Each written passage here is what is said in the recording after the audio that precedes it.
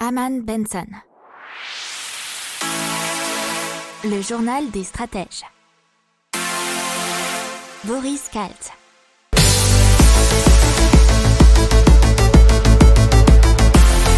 Bonjour à tous et bienvenue dans le journal des stratèges pour l'intégrale éco. Et donc Air France, la Commission européenne qui a approuvé un projet de l'État français d'accorder jusqu'à 4 milliards d'euros d'aide pour recapitaliser la compagnie aérienne. Alors, comment ça va se faire ? C'est la conversion du prêt d'État de 3 milliards d'euros qui avait déjà été accordé par la France, qui va être converti bien entendu, et ensuite une injection de capital par l'État qui est ouverte aux actionnaires existants, mais aussi au marché. L'État français sera autorisé à monter à un peu moins de 30% du capital d'Air France. En ce moment, c'est environ 15%.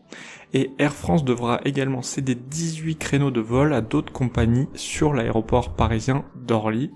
Mais ils ont réussi à obtenir de ne pas le faire à ceux qui font du dumping social et fiscal. On parle des chiffres et déficits publics de la France qui devrait atteindre 9% du produit intérieur brut en 2021, selon les chiffres donnés par Bruno Le Maire.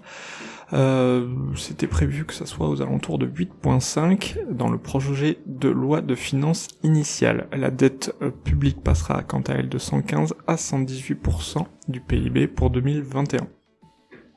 Le gouvernement revoit aussi la prévision de croissance économique qui devrait être de cette année de 5% au lieu de 6% estimé. Les suites de l'affaire Crédit Suisse et Archegos Capital.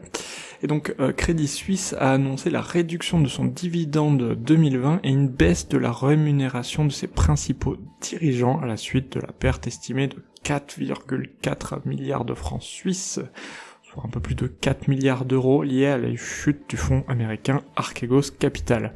Crédit Suisse table désormais sur une perte avant impôt d'environ 900 millions de francs suisses et donc aux alentours de 900 millions d'euros. Donc dans l'économie, on va vous parler du procès Natixis. Natixis, c'est le bras financier de Banque Populaire Caisse d'Épargne, et plusieurs personnes et donc se sont constituées en partie civile pour réclamer plus de 5 millions d'euros pour l'indemnisation de la crise des subprimes. Il faut remettre dans le contexte et en substance, fin 2006, Natixis s'est introduit en bourse avec un prix par action à 19 €. En novembre 2007, dans un communiqué sur ses résultats du troisième trimestre de l'année, il faut savoir que Natixis a indiqué que les risques portés par les banques sur les subprimes, les crédits hypothécaires distribués aux États-Unis, étaient limités et donc ne les impacteraient pas, ou de façon très limitée. Pour autant, fin 2006 en bourse, l'action de Natixis, fin 2009 était cotée à moins d'1 €. Donc de 19,55 fin 2006, elle est passée à moins d'1 € en 2009. Donc vous comprenez la grogne des actionnaires. Et donc le FMI qui recommande de recourir à une taxe mondiale provisoire sur les multinationales et les plus aisés.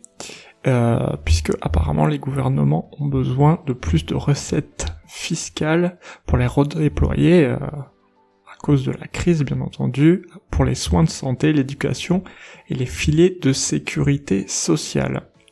Alors on parle du coup d'augmenter les impôts sur les plus riches ou les entreprises ayant fait le plus de bénéfices. Alors on parle d'une fiscalité provisoire, donc techniquement de quelques années avant de revenir à la normale. Mais on parle aussi d'un accord mondial sur une fiscalité minimale, c'est-à-dire un impôt minimal, que ce soit pour les entreprises et pourquoi pas pour les particuliers également. Allez, on parle télétravail qui est en hausse selon un sondage de Harris Interactive qui est intervenu début avril.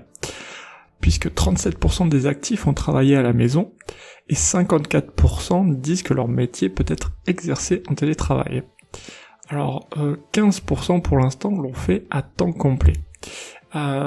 parmi les actifs qui pouvaient travailler facilement, enfin télétravailler plus exactement, 67% l'ont fait et 37% ont travaillé à temps complet.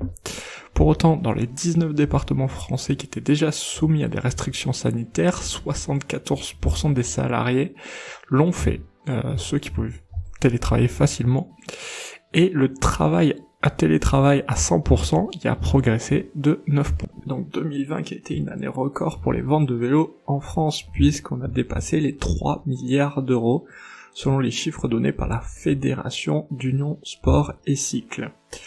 2,7 millions d'unités ont été vendues l'année dernière, soit 1,7% de plus par rapport à 2019.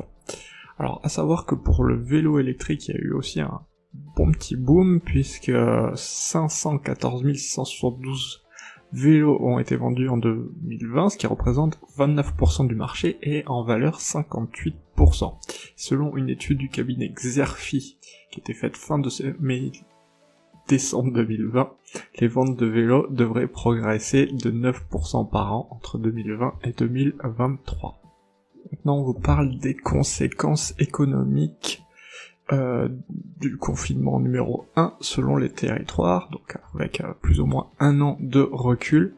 Et parmi les 10% des ménages les plus modestes, 35% ont perçu une dégradation de leur situation financière lors du premier confinement, selon des chiffres de l'INSEE, alors que seulement 15,5% des ménages ont semblé plus touchés parmi les 10% les plus aisés.